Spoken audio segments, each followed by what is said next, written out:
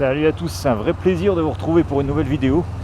Aujourd'hui j'arrive sur le fort de la Pompelle, qui est un des lieux emblématiques de l'histoire de Reims et qui est vraiment pas dur à trouver puisqu'il est juste au bord de la RN 44 et c'est un endroit de folie que j'étais encore jamais venu filmer, je sais pas pourquoi, parce que je pensais que c'était trop connu, etc.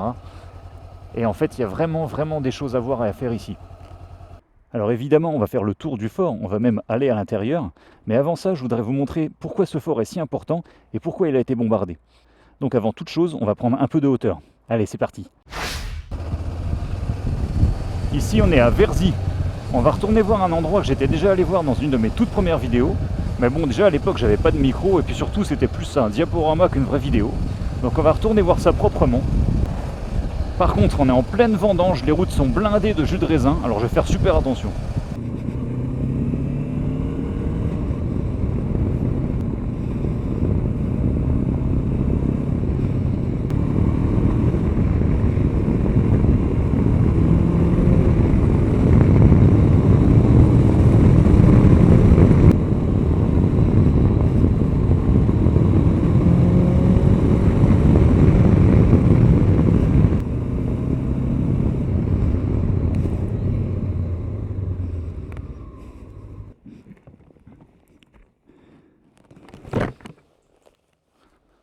Bon alors pourquoi je reviens ici? Moi je vais pas faire un cours d'histoire, de toute façon j'ai pas le niveau. Faut juste bien s'imaginer, en 1914 les Allemands avaient attaqué. Ils étaient descendus bien au sud de la Marne et ils ont été repoussés par les Français. Ils avaient même réussi à capturer le fort de la Pompelle que les Français ont réussi à reprendre. Et puis les Allemands se sont installés sur la ligne de crête juste en face de Reims. Et c'est là que la ceinture fortifiée autour de Reims va jouer son rôle ultra défensif pendant 4 ans. Pour pouvoir observer l'avancée des Allemands et guider les tirs d'artillerie, les Français s'installent sur les hauteurs de la montagne de Reims, et ça se passe juste là-bas.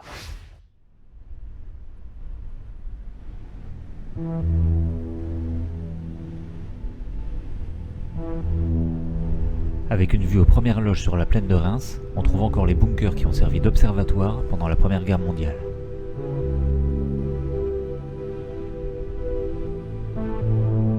Ces abris bétonnés pouvaient servir à observer le champ de bataille, mais aussi à guider les tirs d'artillerie.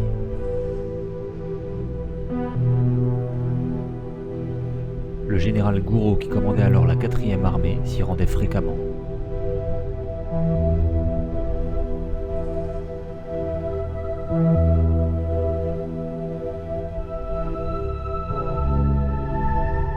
En plus des forts autour de Reims, les Français tiendront position ici à partir de 1914. Mais pour trouver les lignes allemandes, il faudra se rendre bien plus au nord. Voilà, alors ici on est 40 km plus au nord. On est dans un endroit où il n'est pas rare du tout de trouver d'anciens bunkers allemands et d'autres installations dans le même genre. Et parfois entre les vieilles tranchées et les anciens bunkers, on trouve des installations encore bien plus étonnantes. On va aller voir ça tout de suite.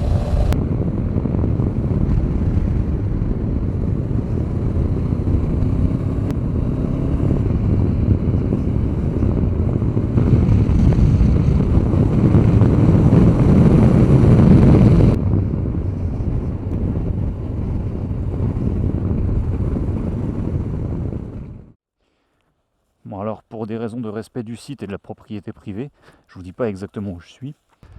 Alors on arrive sur un truc de béton assez immense. La première fois qu'on arrive là-dessus, on se demande bien ce que c'est et à quoi ça a pu servir. Et en fait ce truc, c'est l'emplacement d'un ancien canon d'artillerie allemande. Alors je vous laisse imaginer la taille qu'il devait avoir et la mobilité qu'il pouvait avoir avec une installation pareille.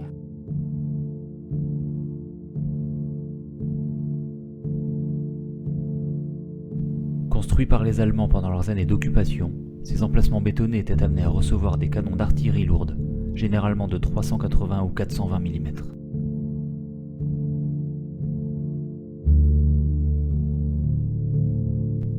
Avec une portée d'une quarantaine de kilomètres, sur des villes comme Reims, c'est l'hécatombe. La cathédrale est touchée, son toit sera incendié et un épais nuage de fumée recouvrira la ville. Les bombardements touchent tous les quartiers, comme ici la place d'Erlon. Le secteur de la Pompelle est au cœur des combats, et le fort va devenir la clé de voûte de la défense française face aux assauts des Allemands. Tous les forts de la garnison de Reims seront alors marqués par les combats.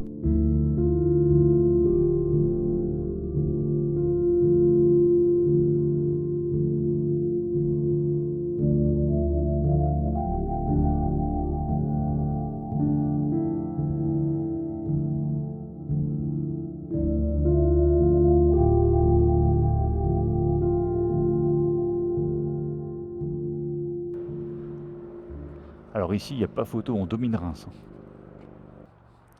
Le fort était vraiment positionné entre Reims et puis le nord-est. Ah, on peut faire le circuit à pied dans les douves du fort. Enfin, pas dans les douves, mais au-dessus des douves. Ah, c'est pas dur de se rendre compte à quel point il a été bombardé, parce que ça ressemble plus qu'à un gros tas de craie en fait.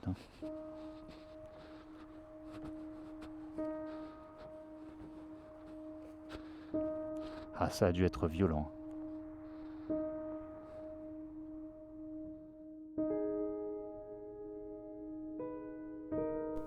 D'abord voué à l'abandon, le fort a pu être sauvegardé dans les années 50.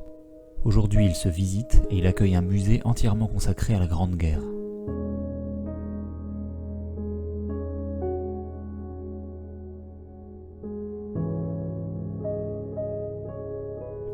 On peut parcourir les anciennes casemates, mais aussi les coursives centrales à l'intérieur du fort.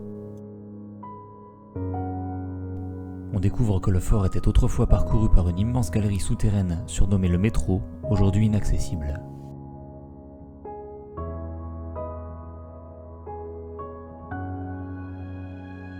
On y découvre beaucoup d'autres choses, comme les anciens moyens rudimentaires d'éclairage, ou encore une multitude d'objets retrouvés sur place.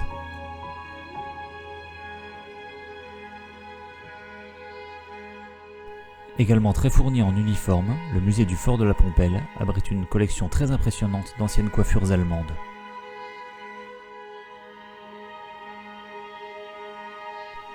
On parcourt avec émotion la cour centrale et les traverses-abris, où se trouvaient les pièces d'artillerie directement exposées au tir. En 2014, on y a encore découvert les corps de soldats français tombés à cet endroit. Entre 1914 et 1918, ce sont des milliers de soldats et d'artilleurs qui ont foulé le sol du fort de la Pompelle pour défendre le front et la ville de Reims.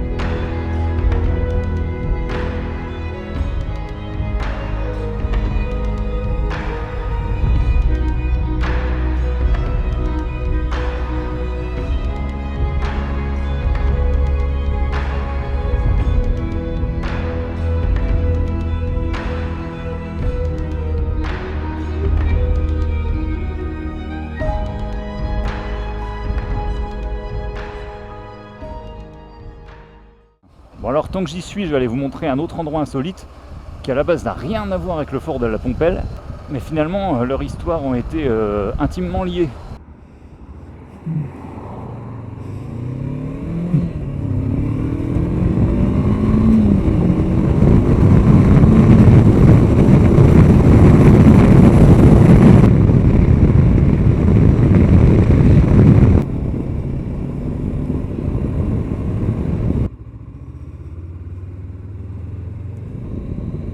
Salut petit bonhomme. Oh, il y a du gravier.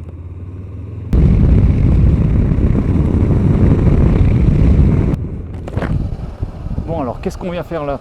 Eh bien ici on est à Billy-le-Grand sur un lieu-dit qui s'appelle La Voûte et on va vite comprendre pourquoi.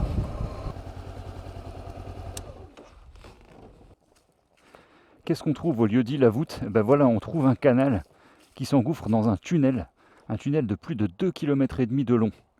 Alors qu'est-ce qui fait là ce canal? Eh ben, c'est simple, c'est celui qui relie la Marne à l'Aisne. C'est aussi celui qui passe par Reims, hein. Si vous faites un footing au bord du canal à Reims, c'est bien celui-là. Et là où ça rejoint l'histoire, c'est que ici, pendant la Première Guerre mondiale, il y avait un canon de la marine française qui bombardait les lignes allemandes et dès qu'il avait fini de tirer, il allait se cacher dans le tunnel. L'air de rien, c'est un endroit intrigant et assez insolite.